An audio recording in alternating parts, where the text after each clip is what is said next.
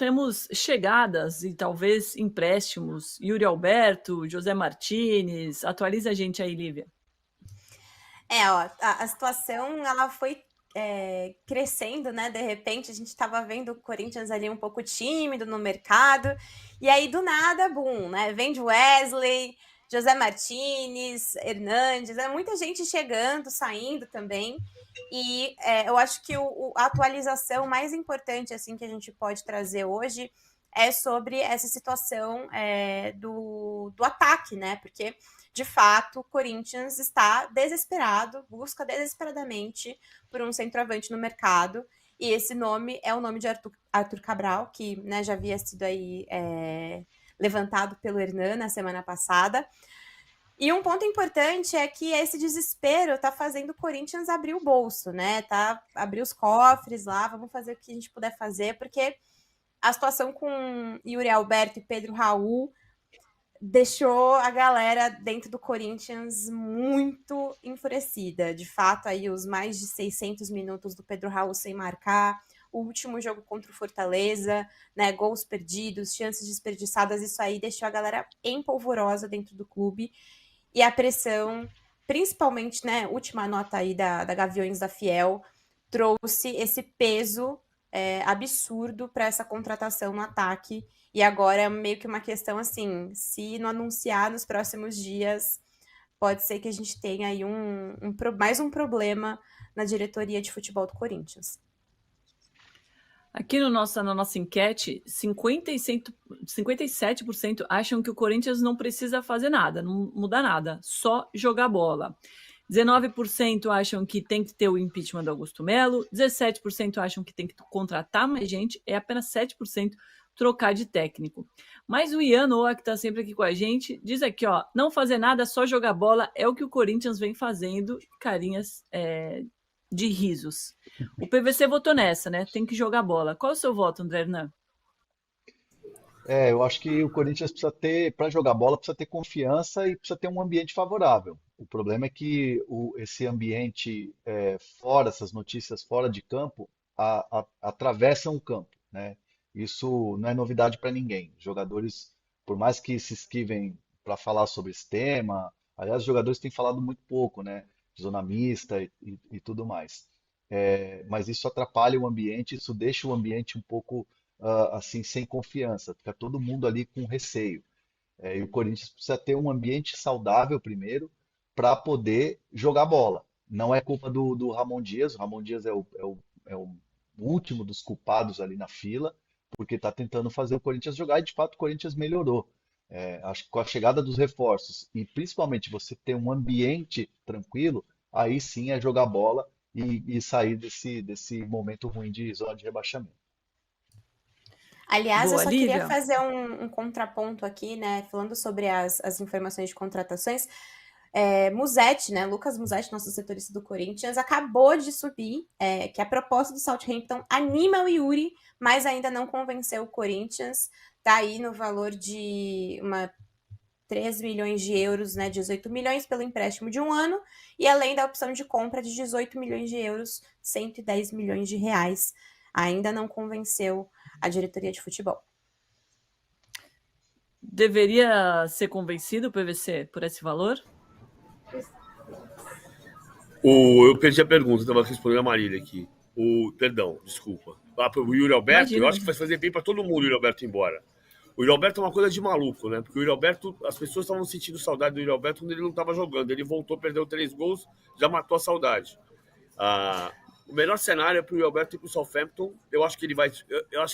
Eu acredito no Yuri Alberto, eu acho o Yuri Alberto um bom jogador. Acho que ele pode se dar bem na Premier League, jogando de uma maneira diferente, um time de contra-ataque, ele pode se dar muito bem na Premier League. E nesse caso, o Corinthians consegue livrar algum dinheiro, porque não dá para você contratar o Yuri Alberto um ano depois, um ano e meio depois, o Pedro Raul, e 6 meses depois o Arthur Cabral, e ter 3 centroavantes que valem uma fortuna sem você ter nenhum que jogue. Então, esse é o ponto. Para contratar o Arthur Cabral, tem que sair ou o Pedro Raul ou o Yuri Alberto. E nesse caso, tem uma oportunidade de mercado com o Yuri Alberto. Ô, Domi, Boa. a questão do ataque, a saída ou a possível saída, se isso acontecer, do Corinthians entender que essa oferta é boa. E isso passa muito, não li ainda a matéria do Musetti, mas passa muito da questão dos salários do Yuri Alberto. Quem paga os salários do Yuri Alberto nesse empréstimo? O Southampton paga os salários do Yuri Alberto ou o Corinthians vai ter que pagar parte? Essa é a questão, né? Os 3 milhões de euros pelo empréstimo é um bom valor, né? Você livra um pouco da folha, porque o Yuri Alberto tem salário alto, e aí você coloca uma meta, uma opção de compra num valor de 18, sendo que o Yuri Alberto custou 20, né? Pelo menos o Zenit pagou esse valor quando contratou o jogador, e depois se transferiu para o Corinthians. E precisa abrir um espaço no ataque para a chegada do Arthur Cabral, né? O Arthur Cabral chegaria com metas a serem cumpridas, de gols, de participações em gols, número de jogos, conquistas, para virar obrigação de compra. Então, muita gente dentro do Corinthians e que está nessa negociação com quem eu tenho conversado nos últimos dias, me diz o seguinte: se você contrata o Arthur Cabral, que seja por 15 milhões de euros, que o Benfica pede, com essas metas num primeiro ano de empréstimo, é bom para o Corinthians. Aí o Corinthians se salva do rebaixamento, e o Corinthians volta a fazer gol, não sai cara a operação. Então, essa questão do Arthur Cabral não está fechada ainda, mas ela está dando cada vez mais um passinho. E o Corinthians ter melhorado a condição para o Benfica pode significar um passo importante nessa negociação.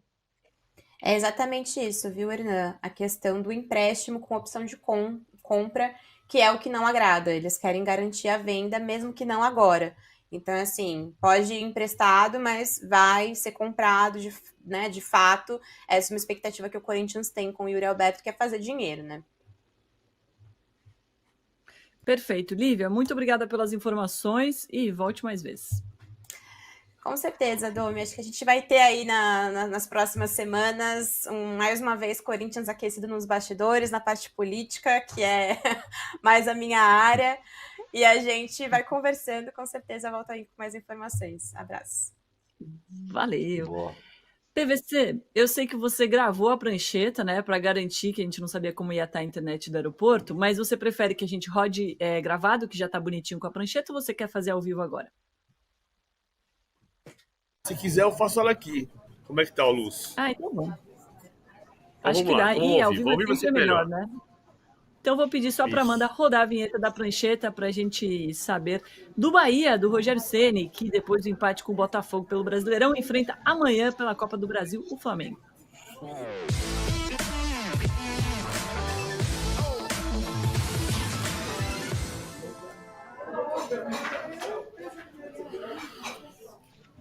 Amanhã a gente pode voltar com o Flamengo, mas hoje, como a gente está aproveitando o ensejo de que ontem foi um time do Nordeste, o Fortaleza, a líder do campeonato, e amanhã o Bahia tenta avançar para a semifinal da Copa do Brasil pela primeira vez, ou seja, no primeiro jogo, a gente vai mostrar o adversário do Flamengo, o Bahia.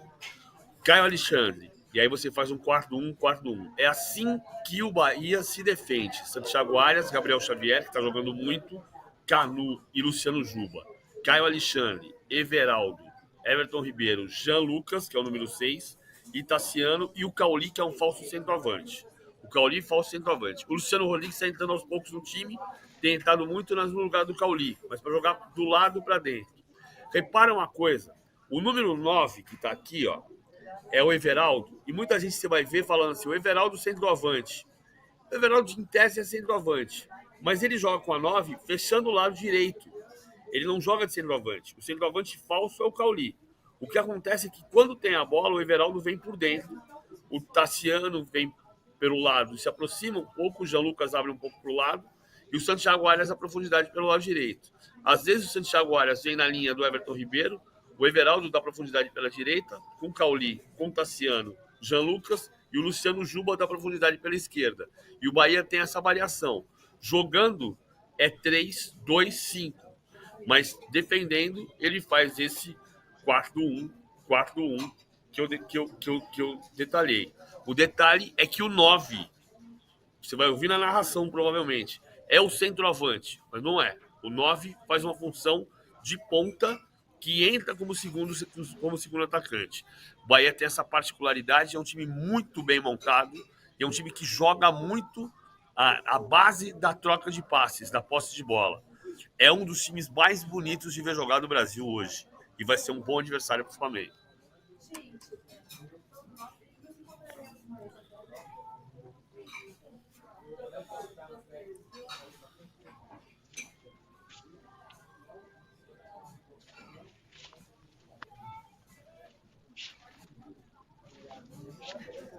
Desculpa, tô falando aqui horrores.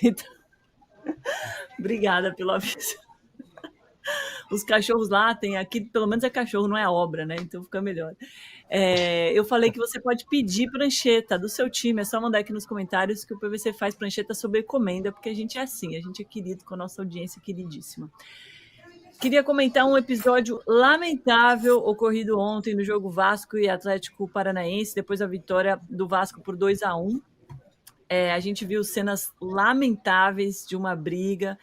E aí tem uma imagem, né? A gente vai colocar aí na tela para você, de um segurança do Vasco, identificado como Betinho, transtornado, partindo para cima dos jogadores, dando soco. Uma cena, nem sei como qualificar, assim, é horrível mesmo de ver.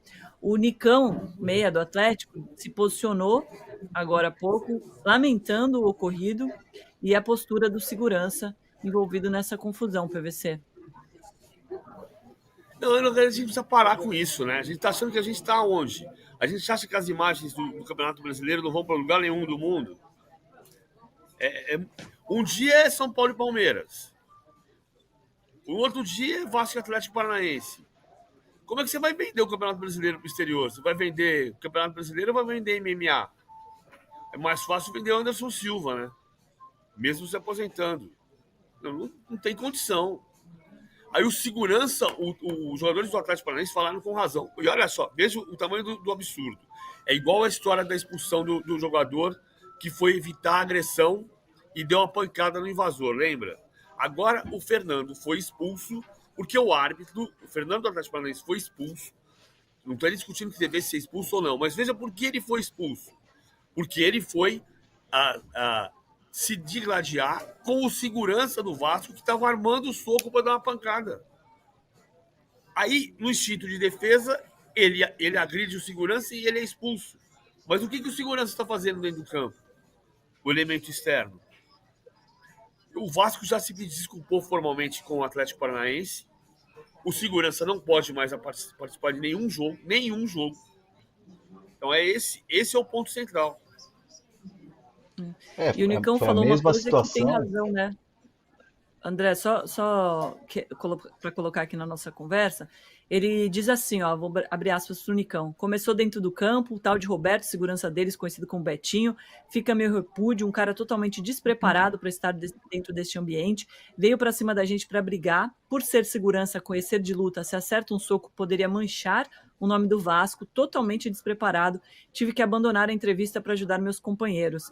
Isso é muito grave, né? Porque um segurança realmente... a gente tende a esperar um cara preparado, né, para defender uma pessoa. E poderia ter sido muito pior, André. Muito. E assim, você vê que o cargo dele é o quê? Segurança, né? Tem que zelar pela segurança do Vasco da Gama. E ele se descontrolou, atitude lamentável. O que acontece muito, e isso eu não estou julgando, mas apenas são fatos, é que seguranças, staff, muita gente assim é torcedor do clube e trabalha no clube, né? Gandula. Então, assim, as pessoas às vezes elas se deixam levar pela emoção de uma disputa, de um jogo e acabam misturando as coisas. Isso acontece muito. E aconteceu, né, nesse caso, do segurança defender o jogador do Vasco, mas ele não está lá para brigar. Ele não tá lá para questionar ninguém. Ele está lá para afastar, acalmar, trazer a paz ali para o ambiente. É uma das funções da segurança, zelar pela segurança de quem ele trabalha ou para quem ele trabalha. Então, assim, muitas vezes acontece o cara ser torcedor, aí o sangue ferve, fica aquela coisa do clubismo e acaba com isso.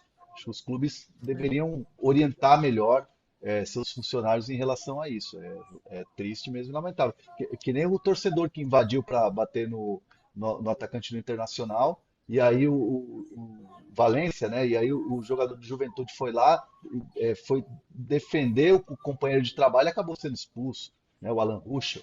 Então, assim, falta também um pouco de critério da arbitragem, né? Sensibilidade da arbitragem. Tudo bem que está na regra, mas às vezes falta uma sensibilidade. É verdade. Agora, o que fica nessa pergunta, porque o PVC sempre fala, né? Tem que punir CPF e eu concordo plenamente. Mas o clube tem que se responsabilizar, senão a gente vai ver cada vez mais cenas como essa. Um dia é um gandula, outro dia é o segurança. O que vai ser amanhã? Eu concordo com você. O Vasco já foi punido no ano passado. E não foi pela questão do segurança, né? Foi pela questão da violência da torcida. O Vasco perdeu manos de campo. O Santos, o caso do Santos é mais explícito desse ridículo que a gente passa. Porque o Santos teve o caso da agressão ao Cássio, com o torcedor invadindo o campo e dando um chute no Cássio. E aí o Santos pega 12 jogos, que depois viram 6, que depois viram 3. Foi o caso desse ano de novo. São Januário não cumpriu pena completa, Vila Belmiro não cumpriu pena completa, o Allianz Parque não vai cumprir pena, embora eu acho que no caso do Allianz Parque é até diferente, como foi o caso de Itaquera, né? O Allianz Parque vai acabar pagando multa por despejar objetos dentro do campo que não atingiram ninguém, que foi o caso do Luciano. O estádio de Itaquera foi punido naquele Corinthians em São Paulo, porque atiraram objetos no Luciano, que não atingiram o Luciano, então foi transformado em multa. O Palmeiras não vai pagar pela confusão dentro de campo que foi provocada pelo Gandula. O Gandula tem que ser suspenso não, excluído do futebol, como segurança. A briga dentro do campo é a responsabilidade dos jogadores, aí você não interdita o estádio. É diferente de uma invasão de campo em que o torcedor vai em direção ao Cássio, ele podia ter uma faca, e podia ter acertado o Cássio pelas costas. E aí isso significa punição ao estádio. Acho que ontem não é o caso da suspensão do estádio, como no Allianz Parque não é suspensão do estádio. É exclusão do segurança e é punição ao Vasco. Boa, PVC. André Nan, já estouramos aqui o nosso tempo, mas a gente queria trazer um último bastidores aqui da renovação do William Gomes no São Paulo. É importante essa renovação, porque é uma joia, né? Um jogador que chegou bem, fazendo gol, estreando como titular. E o São Paulo anunciou ontem a renovação até 2028. E o curioso e o bastidor interessante dessa renovação é que o São Paulo colocou uma multa de 600 milhões de reais para clubes de fora e 140 milhões de reais para clubes aqui do Brasil. Lembrando que a multa rescisória dele no antigo contrato era só, entre aspas, né, só 6 milhões de euros, que dá 36 milhões de reais na cotação atual. Então, o São Paulo não só garante a permanência de uma joia que vinha sendo observada por alguns clubes, entre eles o Spartak Moscou, lá da Rússia, mas também consegue colocar uma multa e se proteger, né? Porque certamente o William Gomes vai ter mais oportunidades com o Zubeldia e é um jogador que vai ser muito visado. Então, além da renovação de contrato e de ganhar um aumento salarial, no caso garoto, né? Então, o São Paulo fez um movimento, o São Paulo comemorou muito nos bastidores essa renovação com o William Gomes. Qual?